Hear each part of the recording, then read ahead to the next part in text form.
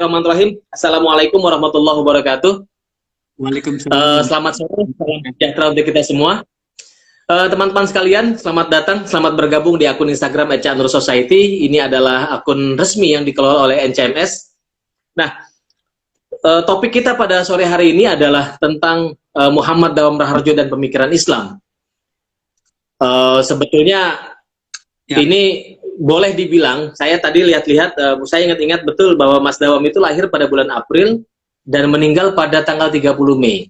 Yang saya ingat. Jadi tema ini sebetulnya begitu Mas Budi usul, ini bagian dari cara kita mengapresiasi pikiran-pikiran Mas Dawam. Nah, terkait dengan itu sebetulnya saya ingin memberi sedikit saja, nanti silakan Mas Budi mengelaborasi, tapi nama Mas Dawam Raharjo ini bukan nama yang asing bagi para pengkaji Islam sebetulnya. Jadi kalau kita tahu memang awalnya Mas Dawam dikenal sebagai seorang ekonom, sebagai seorang pemikir ekonomi, tetapi saya punya pengalaman sendiri bahwa saya mengenal Mas Dawam itu sebagai sosok ekonom yang lewat salah satu karya Amartya Sen. Saya mengenal Amartya Sen itu dari Mas Dawam sebetulnya. Karena Mas Dawam membuat salah satu terjemahan di salah satu karya Amartya Sen itu dengan sangat bagus, dan saya mengenal dari Amartya Sen dari beliau. Nah, tetapi dalam konteks hari ini kita akan membincangkan Mas Dawam dalam landscape pemikiran Islam di Indonesia. Bagi para peminat pengkaji studi agama dan filsafat, saya kira nama Mas Dawam itu bukan nama lagi yang asing, tetapi artinya kalau kita ingat ada dulu lembaga studi agama dan filsafat, sekarang masih berjalan juga. Kemudian Mas Dawam pernah melahirkan satu karya yang sangat baik tentang ensiklopedia Al-Quran. Ingat saya, ensiklopedia Al-Quran dirujuk oleh para mahasiswa tafsir hadis di UIN Jakarta. Nah, ini adalah salah satu karya yang boleh dibilang istilahnya itu tafsir maudhu'i, tafsir tematik. Walaupun tafsir maudhu'i, walaupun memang kelahirannya itu ada banyak kontroversi, saya kira. Jadi nggak semua orang sepakat bahwa ini adalah tafsir maudhu'i, karena sosok Mas Dawam bukan seorang mufasir, katakanlah begitu.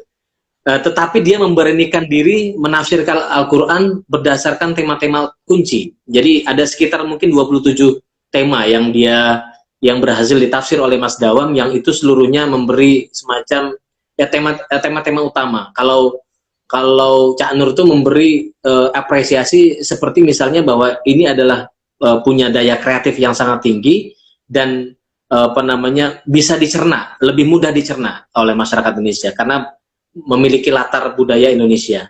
Tapi meskipun Pak Quraisy bilang bahwa ini bukan karya tafsir, tetapi sebetulnya lebih kepada pandangan seorang sarjana ekonomi dan sosial tentang Al-Quran, kira-kira begitu. Nah, ini yang akan kita elaborasi, sosok Mas Dawam dalam lanskap pemikiran Islam di Indonesia. Saya akan memberikan waktu kepada Mas Budi, mungkin sekitar, tadi kita sepakati sekitar 10 menit Mas Budi akan bicara mengenai sosok Mas Dawam, kemudian nanti kita akan mencoba berdialog, baru nanti disambung dengan diskusi dengan teman-teman. Silakan Mas Budi. Baik, terima kasih Mas Ruzi. Assalamualaikum warahmatullahi wabarakatuh. Waalaikumsalam warahmatullahi wabarakatuh. Ala umri dunia wa din, wassalatu wassalamu ala asyrofil anbiya wal mursalin wa ala alihi washabbihi ajmain. Pertama kali saya ingin terima kasih kepada NCMS yang sudah mengangkat profil pemikiran Mas Dawam di dalam seri Enlightenment ini. Ini sesuatu yang sangat penting karena Mas Dawam ini adalah tokoh pemikir Muslim Indonesia yang relatif jarang dibicarakan. Iya. Padahal kontribusinya menurut saya sangat penting. Dialah pembaharu Muslim yang memelopori tradisi penggunaan ilmu sosial. Ini tentu sesuatu yang sudah biasa sekarang karena ada religious studies ya. Religious studies seperti sudah dengar beberapa hari yang lalu dari Prof. Ali.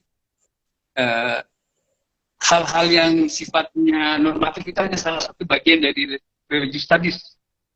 Nah, di dalam tradisi Islam di Indonesia, religious studies itu salah satunya dipelopori oleh Mas Dawam dengan memasukkan unsur-unsur ilmu sosial di dalam memahami Islam. Saya masih ingat dulu baru masih mahasiswa, saya kira saya ikut banyak kegiatan yang dipelopori oleh Mas Dawam, yaitu mempersoalkan apakah agama bisa diteliti. Nah, pertanyaannya pada waktu itu, apakah agama bisa diteliti? Mestinya agama itu kan bukan diteliti, tapi ya di sami'na wa ata'na lah, diikuti. Kita taat kepada Allah dan kita mengikutinya, bukan meneliti. Nah, meneliti agama itu sesuatu yang pada masa itu, tahun 80-an, itu responnya keras sekali. Agama kok diteliti, begitu. Dan salah satu yang men-trigger ini adalah Mas Dawam. Dan tentu murid-murid generasi setelah Mas Dawam yang pada waktu itu sudah mulai mendapatkan banyak pemahaman mengenai ilmu sosial seperti Azumardi Azra, Bahtiar Effendi, Ali, dan seterusnya, murid-muridnya di LP3IAS. Nah, mereka lah yang membawa tradisi ini, tradisi ilmu sosial kepada Islam. Dan Mas Dawam dalam periode ini menulis Islamnya dengan cara ilmu sosial. Itu bisa kita lihat dari tulisan-tulisan dia di Prisma, juga beberapa buku awal dia itu dia menulis dengan cara ilmu sosial. Terutama ilmu sosial yang dia pakai itu di satu sisi empiris, tapi di sisi yang lain juga historis. Jadi kalau keunikan kalau kita membaca buku Mas Dawam di periode-periode awal itu adalah beliau menulis mengenai Islam berdasarkan sejarah Islam, sangat kuat segi historisnya. Nah, jadi ini sumbangan terbesar Dawam yang seringkali dilupakan. Kita seringkali melupakan apa yang Mas Dawam sudah coba kembangkan, yang puluhan tahun studi Islam di Indonesia sebenarnya normatif. Tapi sejak Mas Dawam ini studi Islam menjadi hal yang sifatnya empiris juga. Dan sekarang kalau kita ke UIN, hal yang sangat mengagumkan dari UIN itu adalah studi normatifnya hanya salah satu. Jadi misalnya kalau kita ikut konferensi studi Islam di UIN yang ada setiap tahun, itu studi empirisnya banyak sekali. Nah, ini kontribusi Mas Dawam yang penting sekali. Dan dia seorang, tadi seperti Rozi sudah sebut, dia seorang ahli ekonomi, dan pendekatan ekonomi politiknya itu sangat terkenal dari Mas Dawam. Sampai ini ada, saya tadi melihat ini bukunya setebal ini bukunya ekonomi politiknya Mas Dawam ya.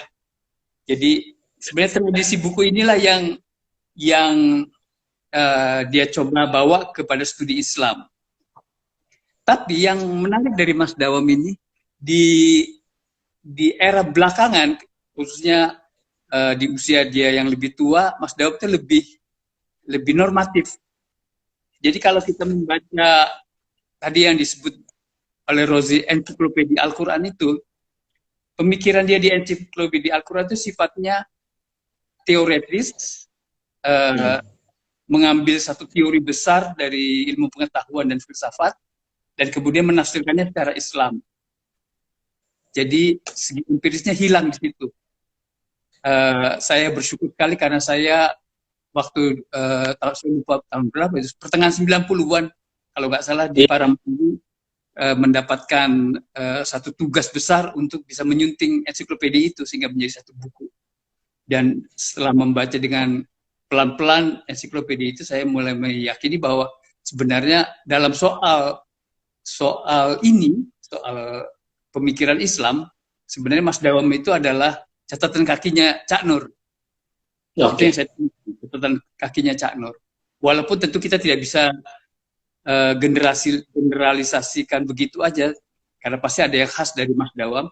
Tapi apa yang kita bayangkan dengan Mas Dawam waktu di LP3IAS dengan bukunya ini, itu nggak terlalu muncul di dalam studi Islamnya.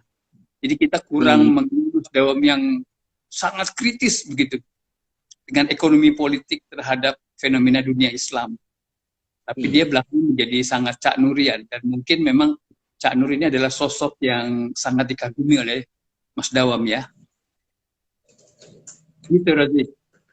Mungkin kita mulai dari situ. Oke, iya Mas Budi.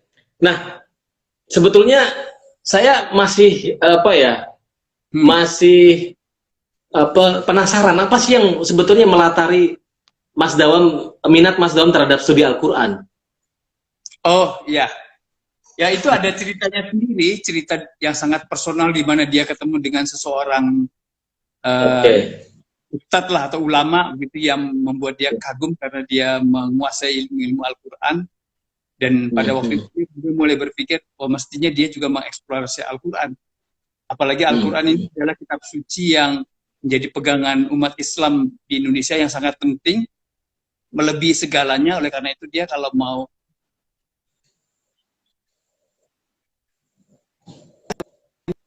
melanjutkan apa yang sudah dipikirkannya pada waktu semasa di HMI di Jogja untuk melakukan pembaruan Islam. Tapi kali ini setelah dia menemukan Al-Quran ini, melampaui ilmu sosialnya, dia kemudian mengerjakannya dari Al-Quran ini. Dan kebetulan kemudian dia selesai dari LP3IS, dan selesainya ini membawa dia ke suatu lembaga yang lebih bersifat filsafat dan agama yang disebut dengan Lembaga Studi Agama dan Filsafat.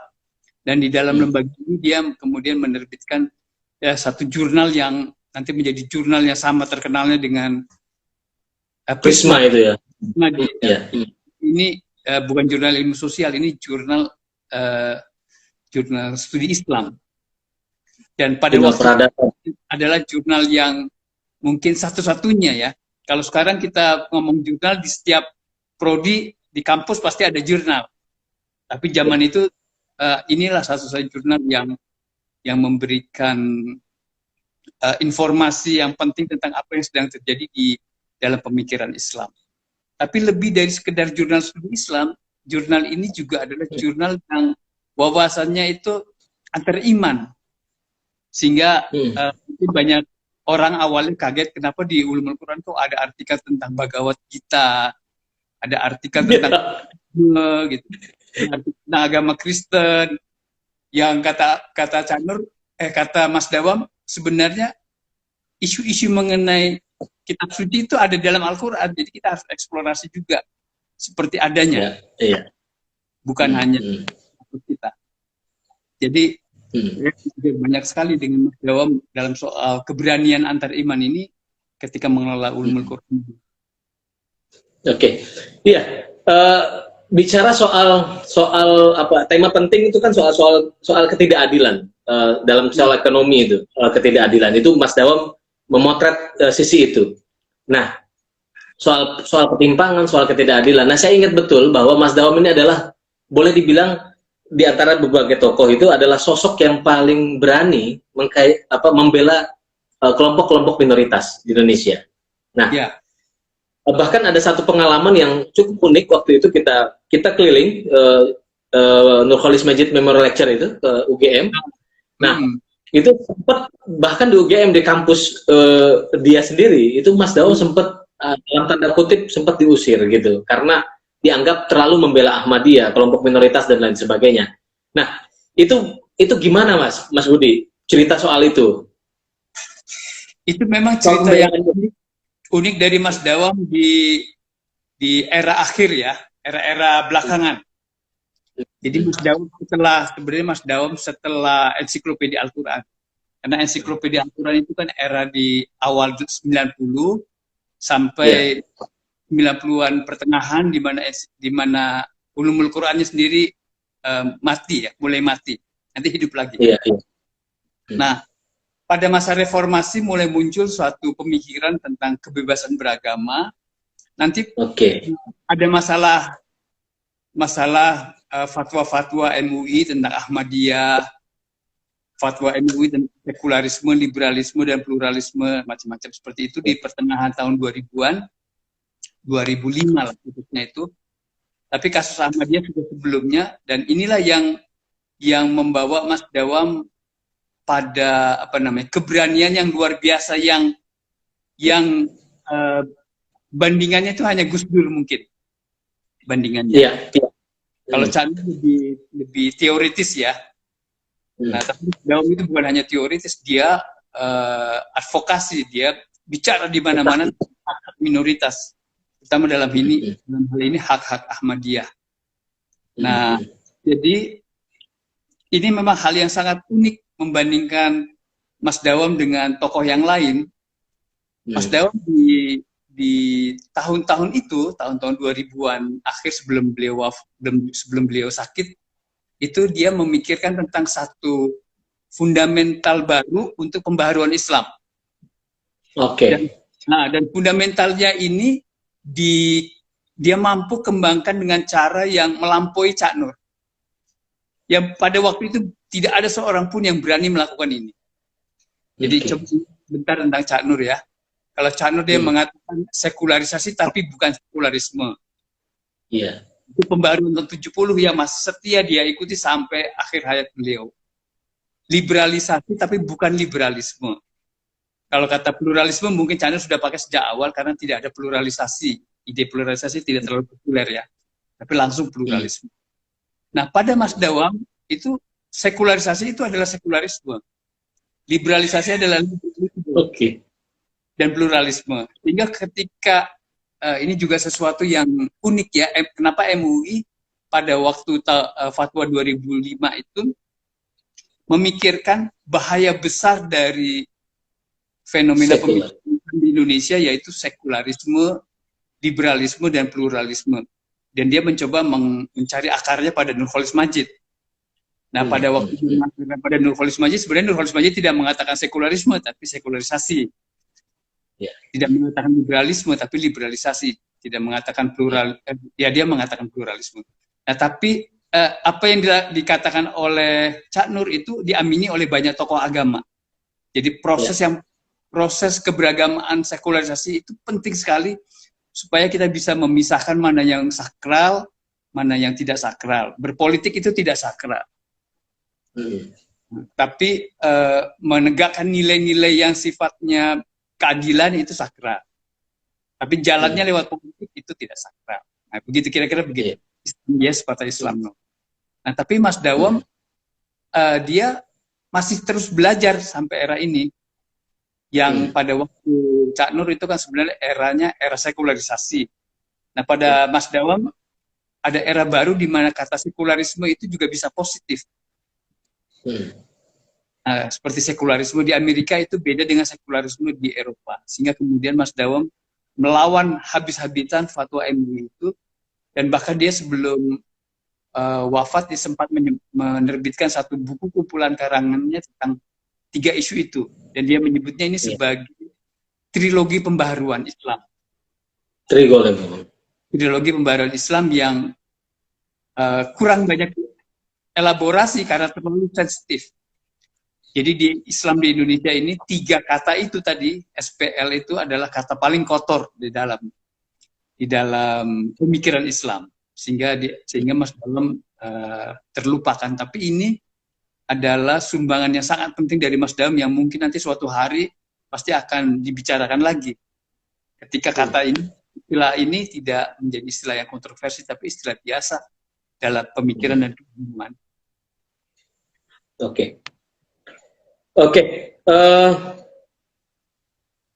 Gini, saya ingin masuk ke satu lagi sebelum kita masuk ke peserta. Saya ingin menggali ini. Mas Budi kan orang yang selain mendedikasikan pada pikiran-pikiran Cak Nur, tapi kan pada Mas Dawam juga sangat kuat. Saya ingin, Mas Dawam itu kan seorang ekonom, artinya di akhir-akhir itu kan bicara soal ekonomi Islam, ya kan? Tetapi bukan bukan sebatas pada sektor keuangan, tetapi lebih pada dieksplorasi pada soal pelembagaan keuangan Islam. Nah, itu Mas Budi gimana soal itu? Pikiran Mas Dawam. Mas Dawam memang sangat menarik dalam soal pemikiran ekonomi Islam. Dia tidak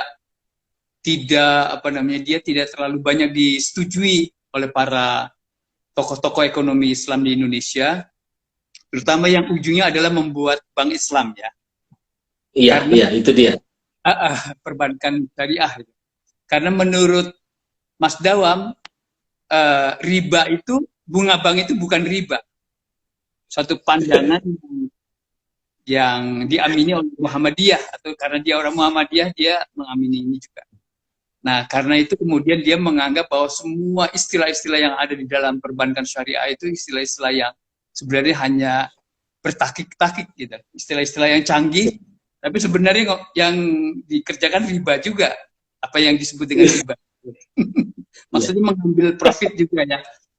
Nah, di situ Mas Dawam menjadi tidak terlalu disukai dalam gerakan ekonomi syariah ini, sehingga nama Mas Dawam sepertinya hilang gitu. Tapi menariknya Mas Dawam, dia masih terus menulis sampai akhir hayatnya tentang ekonomi Islam. Saya kira saya punya satu bukunya. Nah, ini satu buku yang terbit tidak lama sebelum beliau wafat. Ini buku di Mizan, kumpulan karangan tentang arsitektur ekonomi Islam. Dan yang dia bayangkan dengan ekonomi Islam adalah ekonomi yang berkeadilan. Nah, karena dia sudah memahami ekonomi kapitalisme, ekonomi sosialisme, bagaimana Islam mendayung di antara dua karang ekonomi itu. Nah, sebenarnya dia masih konsisten dengan apa yang dilakukan di LP3IS, bahwa seharusnya Islam itu bisa mendayung di antara dua karang ideologi kapitalisme dan sosialisme, dan itu menurut dia adalah ekonomi Islam. Ekonomi yang berbasiskan pada moral ya, pada moral dan keadilan. Keadilan yang kuat ya. Yang itu mengarahnya kepada sosialisme sebenarnya. Iya, jadi sebetulnya konsep koperasi yang lebih menanamkan ajaran-ajaran Islam yang dia percayai bahwa lembaga semodel itu bisa, apa artinya ya, bisa mengentaskan kemiskinan lah, kira-kira gitu. Itu cita-cita Mas Dawam yang saya. Oke, sayang Mas tidak mendapatkan tempat ya secara institusional untuk merealisir ide-idenya ini, karena terlalu banyak mungkin dicurigai ya. Oke, jadi kita pertanyaan ya. Ada pertama dari Asep Abdurrahman. Ya.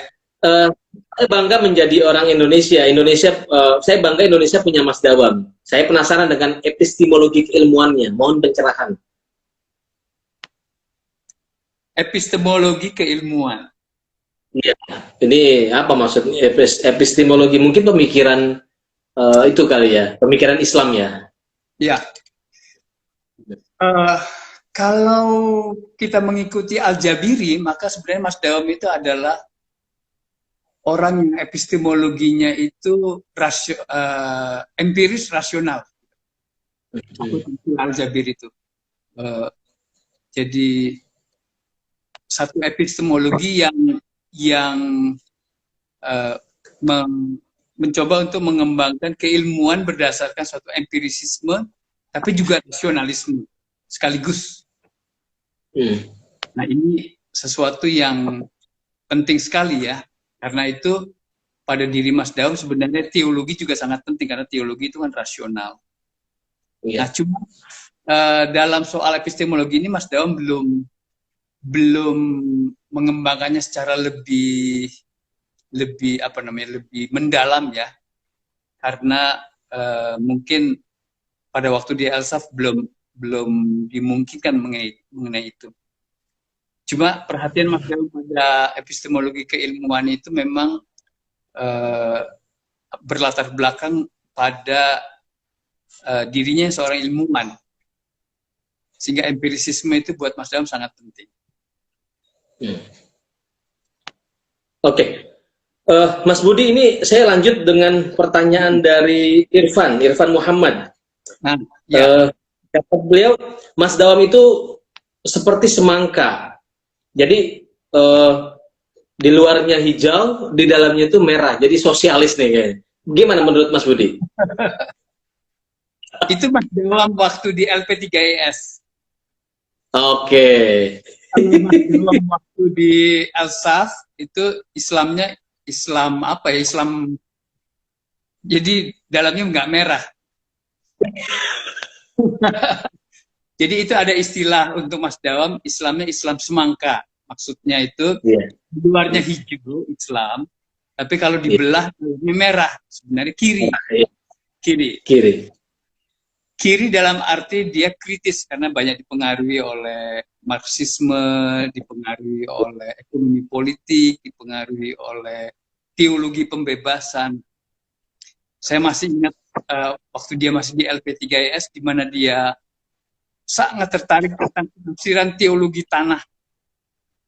Teologi tanah. Jadi pada waktu itu ada seorang Islam kiri, atau kiri Islam, nama Hasan Hanafi, yang bukunya baru mulai terbit di Indonesia, edisi terjemahannya, dan salah satu karangan yang dia sangat kagumi dari Hasan Hanafi ini adalah tentang teologi tanah. Dan pada waktu itu dia meminta pada staf-stafnya di LP3IS untuk mulai memikirkan satu teologi baru yang beda dengan teologi Mu'tazilah, Harun Nasution, atau teologi apa ya, rasional atau peradaban seperti Cak Nur. Dan teologi itu harus, ya kalau istilah tadi, harus Islam semangka itu. Teologi yang punya concern kepada banyak orang. Nah, salah satu masalah yang melibatkan begitu banyak orang di Indonesia adalah masalah pertanahan ini. Ya, sekarang disebut dengan agraria. Nah, dan pada waktu itu sudah memikirkan mengenai soal ini, dan tapi sayangnya tidak dieksplorasi lebih lanjut ya. Kenapa? Tapi kalau kita merefleksikan masalah agraria sekarang ini, masalah agraria di Indonesia itu masalah yang sangat kompleks dan rentan sekali untuk memunculkan konflik di Indonesia. Dan kita nggak punya teologi tanahnya, yang kiri maupun yang kanan. Nah, kiri maupun yang kanan. Mungkin kalau yang kanan ya sudah menjustifikasi aja ya bahwa itu sesuatu yang biasa. Tapi yang kiri tidak. Nah, ini adalah bagian dari Mas Dawam di era LP3IS, di era Islam semangka itu yang kurang dielaborasi. Padahal dia punya kemampuan itu. Dia kurang membawa teologi pembebasan ke alam pemikiran di Indonesia. Padahal itu mestinya itu kemampuannya ya. Dia terlalu terserap pada Cak Nur sehingga kemudian hilang itu teologi pembebasannya. Begitu mengagumkan Cak Nur bagi Mas Dawam sehingga hilang teologi pembebasannya. Oke. Iya. Ini sebetulnya ada pertanyaan yang dekat-dekat, tapi saya nanti aja nih. Ini soal mempertanyakan posisi Mas Dawam apakah sebagai seorang Marxis katanya. Marxis. Oke. Ya. Apakah seorang Marxis? Bagaimana? Apakah Mas Dawam seorang Marxis katanya? Kata Melva. Ya. Kalau saya pernah tanya itu pada Mas Dawam dan dia bilang iya, dia seorang Marxis. Marxis dalam arti dia percaya bahwa seluruh bangunan disebut dalam pemikiran Karl Marx, struktur atas itu ditentukan oleh struktur bawah, oleh ekonomi politik. Jadi ekonomi politik ini menentukan bagaimana cara kita berpikir, bagaimana cara kita mengambil keputusan. Nah, jadi dalam soal ini ya. Tapi itu cadar LP3IS ya, sekali lagi. Iya. Kalau Chanur di Elsaf dia sudah Weber. Di Elsaf itu. Di Elsaf itu sudah Weber. Sudah Weber. Atau kebanyakan para pemikir seperti Gus Dur juga Weber ya. Iya. Tapi tidak bisa sederhanakan seperti itu ya. Karena Cak Nur yang kritis pun tetap masih ada di era Elsaf itu. Oke. Mas Budi ini ada dari Alkaf. Kawan kita dari Aceh kayaknya nih, Alkaf ini. Bagaimana Mas Budi melihat legasi untuk Islam Indonesia Mas Dawam mengenai keberpihakannya pada sekularilisme, liberalisme, dan pluralisme? Ya, kalau saya mencoba untuk memikirkan isu, kita sebut aja sederhananya SPL ya, SLP. Nah, itu sebenarnya pemikiran visioner Mas Dawam yang pada suatu hari pasti akan dibicarakan ini. Tapi sekarang mungkin belum waktunya. Bersama Mas Dawam saya pernah membuat satu usaha untuk mengerti masalah ini dengan tim dari teman-teman Elsa pada waktu itu, dengan mewawancara 70 orang ahli Islam, ahli filsafat, ahli ilmu sosial, untuk melihat bagaimana pandangan mereka tentang SLP ini. Nah, secara umum sebenarnya kalau kita lihat pikiran-pikiran 70 orang ini, pada umumnya masalah ini bukan masalah yang kontroversial lagi. Jadi artinya apa yang dipikirkan oleh Mas Dam itu sudah diamini, sudah dijalankan oleh kalangan Muslim dan pemikir di Indonesia. Cuma sebagai istilah dia kontroversial, sebagai istilah. Maka kalau kita mau bikin acara mengenai pluralisme misalnya di pesantren, janganlah pakai kata pluralisme. Tapi diomongin pluralisme juga di dalamnya, tentang kemajemukan. Kalau istilah sekarang kita pakai istilah gini lah. Kalau mau bicara sekularisme kita bicara tentang kebangsaan. Kalau bicara liberalisme kita bicara kebebasan. Kalau bicara pluralisme kita bicara kemajemukan. 3 kata dalam bahasa Indonesia yang tidak kontroversial. Tapi begitu dia menjadi satu teori sosial, sekularisme, liberalisme, pluralisme, dia menjadi sesuatu yang bisa kontroversial. Karena ada masa lalu ya. Sekularisme dengan pemikiran agama, liberalisme dengan kebebasan yang kebablasan, pluralisme tentang menyamakan semua agama. Nah, hal-hal seperti itu udah nggak produktif lagi, sehingga kemudian Mas Dam pakai istilah yang tadi dalam bahasa Indonesia. Tapi pada akhirnya kalau kita bicara secara keilmuan ya, kita akan masuk ke isu-isu itu. Artinya sekularisme itu sesuatu, Indonesia itu bukan, kalau kita sebut Indonesia itu negara Pancasila, itu adalah sekularisme. Di dalamnya diakui hak asasi manusia, itu adalah liberalisme. Yang di dalamnya ada Bhinneka Tunggal Ika, yang itu adalah pluralisme. Konsepnya sendiri sebetulnya yang sudah dicurigai. Ya, menjadi kata kotor Islam di Indonesia itu. Mas Budi, ada pertanyaan berikutnya dari Azwar Anas. Siapa yang dijadikan kiblat Pak Dawam dalam mendalami pemikiran ekonomi Islam? Mas Dawam itu sebenarnya orang yang sangat independen. Dia tidak punya, misalnya kayak Cak Nur Fazlur Rahman atau siapalah sebut yang selalu punya patronnya begitu. Mas Dawam sebenarnya relatif seorang yang independen, sehingga dia berani berpikir sendiri. Jargon enlightenment dalam filsafat Eropa, sapere aude, itu dia terapkan. Beranilah berpikir sendiri. Nah, Mas Dawam berani berpikir sendiri. Jadi dia tidak punya patron. Dia sangat suka dengan tokoh-tokoh yang rasional. Di akhir hayatnya dia sangat suka dengan Arkun, Basam Tibi, bukan Arkun, Basam Tibi. Jadi pemikir-pemikir yang mencerahkan dia selalu sukai, tapi dia tidak pernah berhenti di situ. Mas Dawam pada akhirnya akan menjadi dirinya sendiri. Keunikan. Iya. Selanjutnya ada dari pertanyaan dari Karim. Apakah pemikiran Islam itu bukan pemikiran yang kritis? Karena kelahiran Islam itu kan antitesis kejahilian. Ya. Kalau bicara secara general, iya. Kita di dalam ilmu sosial disebut ada prophetic religion, ada priestly religion. Jadi pada dasarnya, pada awalnya semua agama itu adalah prophetic religion. Jadi di dalam misi keagamanya dia membawa nilai-nilai profetis yang melawan kemapanan nilai-nilai dari keagamaan sebelumnya.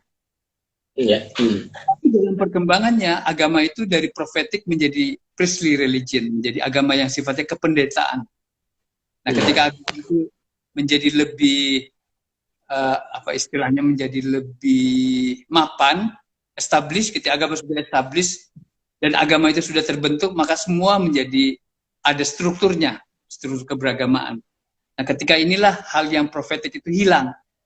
Nah, pembaharuan Islam itu sebenarnya, pembaharuan agama apapun itu sebenarnya mencoba untuk membongkar kembali apa yang sudah dianggap sebagai mapan, padahal tidak mapan sebenarnya. Nah, itu yang dilakukan oleh para pembaharu di semua agama ya. Maka reformis, kalau di dalam Kristen ada reformasi Kristiani, nah itu pembaharuan. Di Islam juga seperti itu. Oke, ini ada yang mengkonfirmasi namanya Muhammad Iyar. Dalam hal teologi, Mas Dawam itu mazhab apa? Menganut mazhab apa? Ini rasional, ini Mu'tazilah atau begitu? Ya, ini eranya sudah era beda, udah nggak lagi kita kategorikan teologi itu hanya siapa? Iya. Syariah, Mu'tazilah, Maturidiyah, Sambitan, Bukaran, macam-macam yang biasa kita pelajari di UIN. Tapi sebenarnya eranya udah teologi itu udah campur baur ya. Ya, jadi kalau ya. teologi itu adalah refleksi secara rasional tentang ilmu ketuhanan secara baru. Nah, Mas Dawam, teologi itu pasti sudah bisa mengadopsi, mengambil dari semua yang warisan sebelumnya, tapi juga dia membawa hal-hal yang baru, teologi baru sekarang ini. Itu kalau sebagai seorang pemikir ya. Tapi kalau sebagai seorang muslim ya pasti teologinya mungkin sunni lah. Kayak kita semua. yang Syafi'i. Mazhab Syafi'i. Mazhab Asy'ari. Oke, ini lanjut Mas Budi dari Ines Drina. Islam semangka sekarang hilang.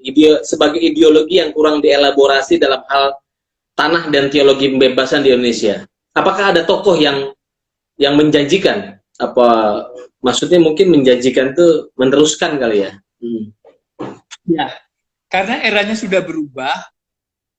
Jadi di masa lalu itu kurang seperti Muslim Abdurrahman.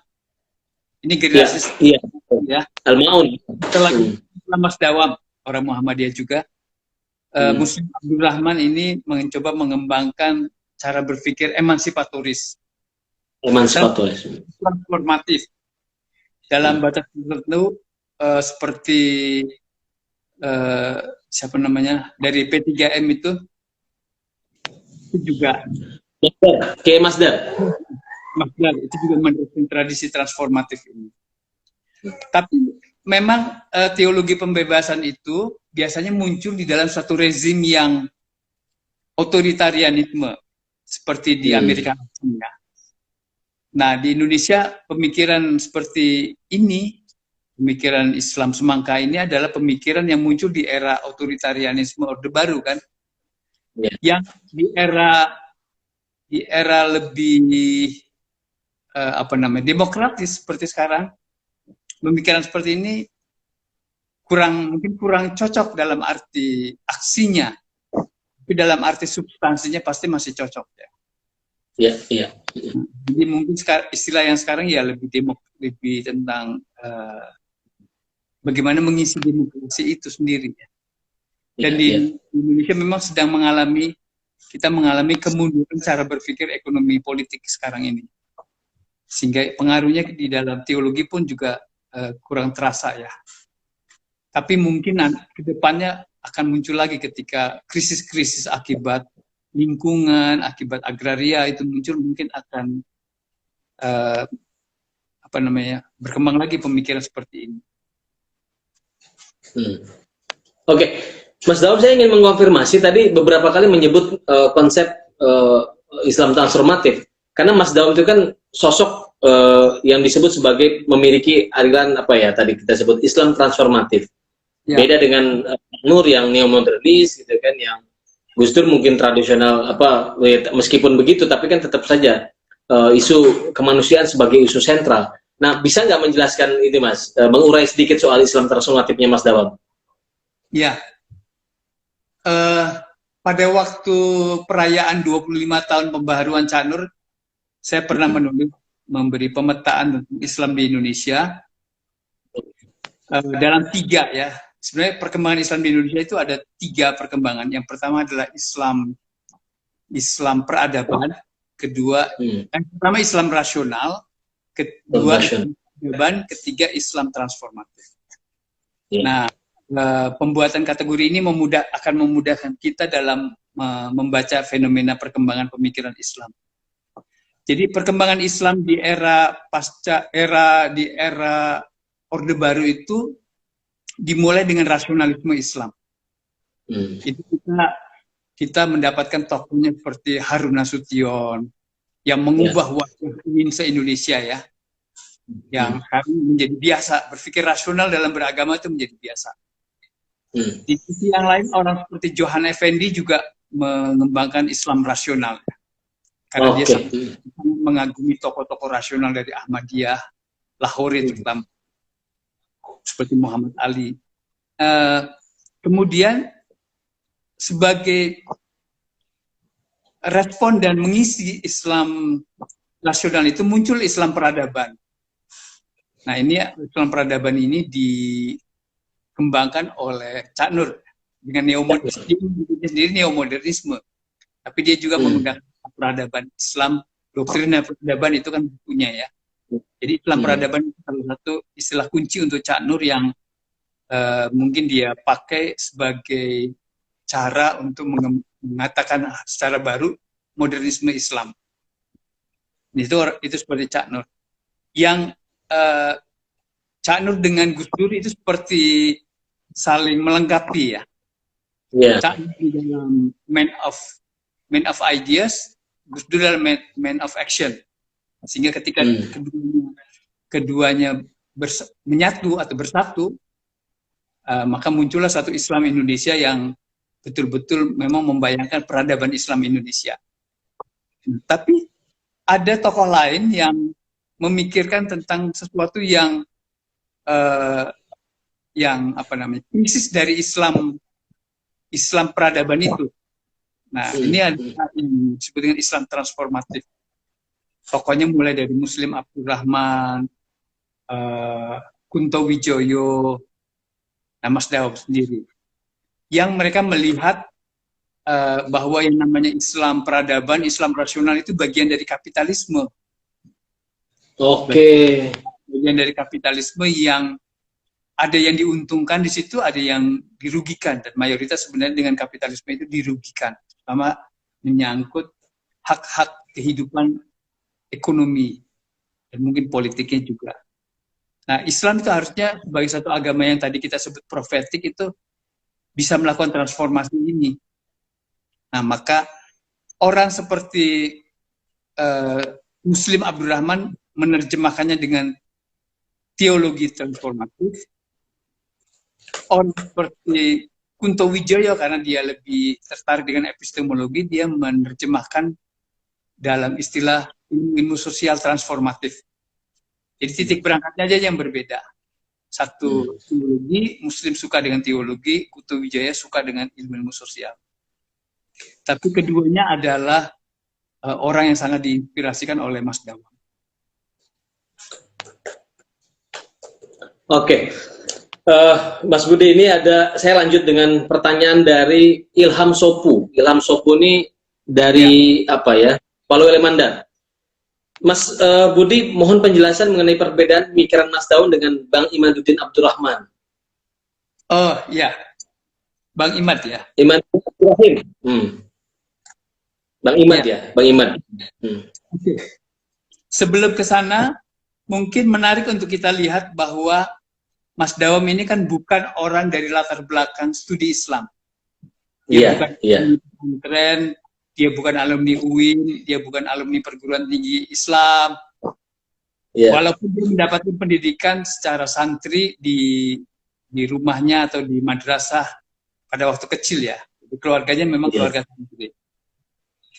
Dari semua tokoh pemikir Muslim Indonesia yang tidak berlatar belakang studi Islam, Mas Dawam ini berbeda.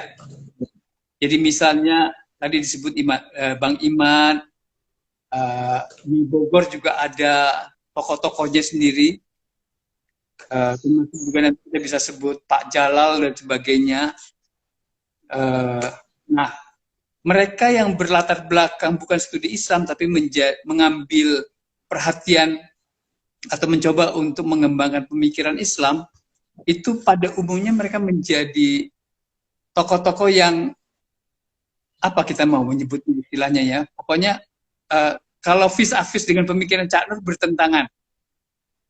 Oke. Kita sebut istilahnya apa itu ya. Jadi mereka sangat kritis dan menganggap pemikiran kayak Cak Nur itu sekuler, kayak Gus Dur itu sekuler. Nah, tapi di antara mereka yang latar belakangnya bukan studi Islam, Mas Dawam adalah orang yang mendukung. Nah, jadi misalnya seperti itulah yang terjadi di awal Orde Baru, di mana Mas Dawam itu karena dia HMI, dia ikut dalam gerbong Orde Baru, sementara yang lainnya melawan Orde Baru kan, menjadi tokoh oposisi. Seperti Bang Imad kan menjadi tokoh oposisi kan. Nah, jadi di situ perbedaannya. Bahkan Bang Imad itu punya satu kemampuan yang luar biasa di era-era 80-an, di mana dia bisa memobilisasi anak-anak muda untuk berpikir kritis terhadap Orde Baru ya. Tapi itu Bang Imad sebelum berubah. Nanti Bang Imad berubah akan menjadi lebih dekat ke Mu'tazilah. Lebih dekat dengan pemikiran rasional ya. Itu Bang Imad yang setelah dia banyak dipengaruhi oleh teori yang namanya Achievement Motivation Training, AMT. Dari David McClelland, di mana dia adalah salah satu trainer AMT yang terkemuka di Indonesia. Nah, pada waktu itu Bang Imad dengan seperti Cak Nur, Mas Dawam itu jadi cocok. Tapi sebelumnya nggak cocok. Kira-kira pertanyaan begitu sederhananya. Tapi juga ngelihat di banyak tokoh yang lain juga seperti itu. Pak Jalal juga menjadi lebih dekat dengan Cak Nur. Dengan Cak Nur, dengan Mas Dawam juga. Saya masih ingat di tahun 90, di mana ada itu era awal tokoh-tokoh Muslim Indonesia menulis buku dari Mas Dawam, dari Cak Nur ada Islam, Doktrin dan Peradaban, dari Mas Dawam juga ada. Jadi Mizan menerbitkan buku kumpulan karangan tokoh-tokoh Muslim. Nah, semuanya itu berseteru dengan Cak Nur, semuanya. Yang dari Bogor, yang dari Bandung, yang dari Jogja, Amin Rais termasuk di situ salah satunya. Tapi Mas Dawam enggak. Mas Dawam mungkin karena Mas Dawam ini sejak dari Jogja, saya kira tidak pernah dalam tanda kutip bertentangan dengan Cak Nur, karena ikut terus dia dengan Cak Nur. Nah, ini ada berbeda dengan mengenai Mas Dawam di Jogja ini. Mas Dawam di Jogja itu HMI kan, Batko ya. Iya. Sementara Nur kan PB. Ketua PB.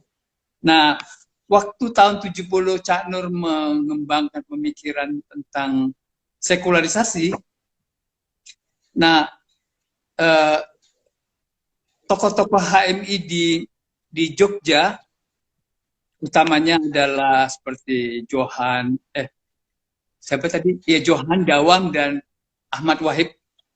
Itu semua di dalam bukunya Ahmad Wahid, merasa bahwa pikiran-pikiran Cak Nur itu dipengaruhi oleh HMI Jogja. Cuma kurang liberal. Kurang progresif lah. Jadi mereka masih merasa tetap di atas Cak Nur ya. Oke. Bahwa Jogja lebih progresif daripada Jakarta. Iya. Mungkin ini yang menarik, yang nanti masih terus diteruskan oleh Mas Dawam di era sekularisme tadi itu. Oke. Mas Budi, waktu kita tinggal mungkin 6 menit lagi. Jadi mungkin ada beberapa yang belum dijawab, tapi saya minta satu aja, sekitar 3 menit nanti bisa dijawab. Oke. Sebentar. Oke, ini ada pertanyaan dari Pustaka Pencerah.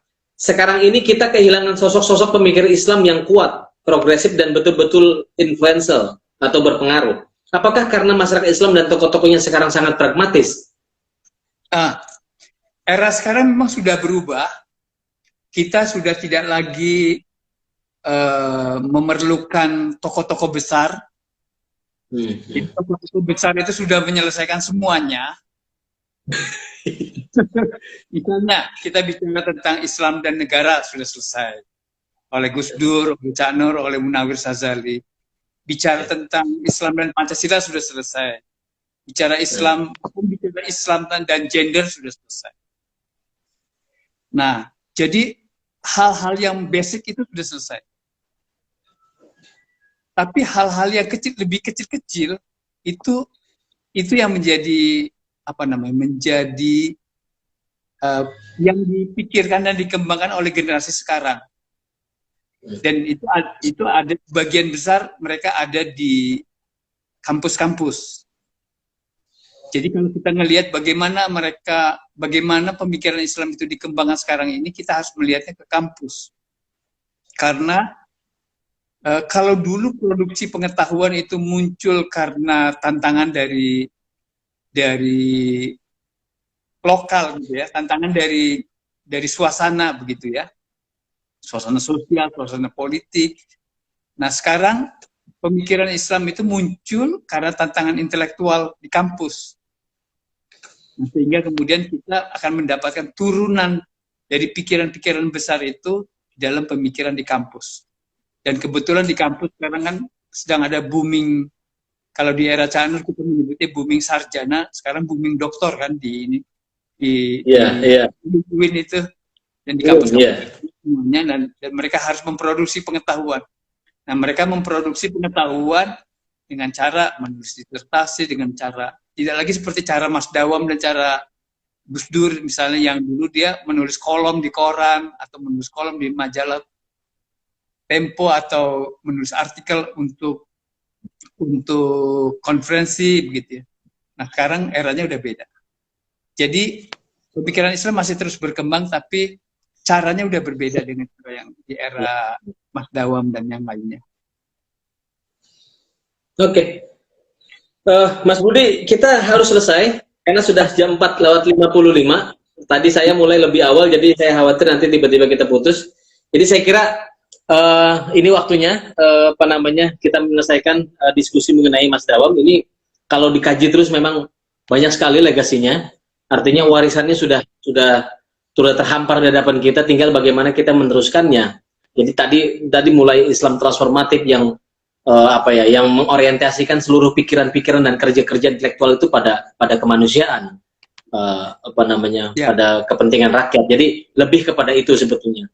Jadi mungkin kalau kita flashback seperti orang seperti Mas Dawa, Mas Johan gitu kan, Muslim Abdurrahman, kemudian Cak Nur, itu kan orang-orang yang konsisten pada bidang pembaruan pemikiran Islam, dan pada bagaimana Islam itu menjadi salah satu Islam yang katakanlah yang tampil sebagai Islam yang moderat dan pembelaannya terhadap rahmatan lil alamin. Jadi saya kira itu yang bisa kita highlight pada sore hari ini. Ada banyak sekali tadi yang Mas Budi sampaikan. Terima kasih Mas Budi atas waktunya pada sore hari ini. Teman-teman sekalian yang sudah bergabung, mohon maaf. Pertama saya terima kasih, kedua mohon maaf karena tidak semuanya bisa dijawab oleh Mas Budi soal waktu juga. Jadi nanti mungkin kita bisa bisa di tempat yang berbeda. Oke, saya kira itu yang bisa kita sampaikan. Besok kita ketemu lagi di jam 4 sore mungkin besok dengan Kang Yudi. Dengan Kang Yudi, puasa dan kecernihan berpikir. Saya kira itu, terima kasih. Wassalamualaikum warahmatullahi wabarakatuh. Waalaikumsalam.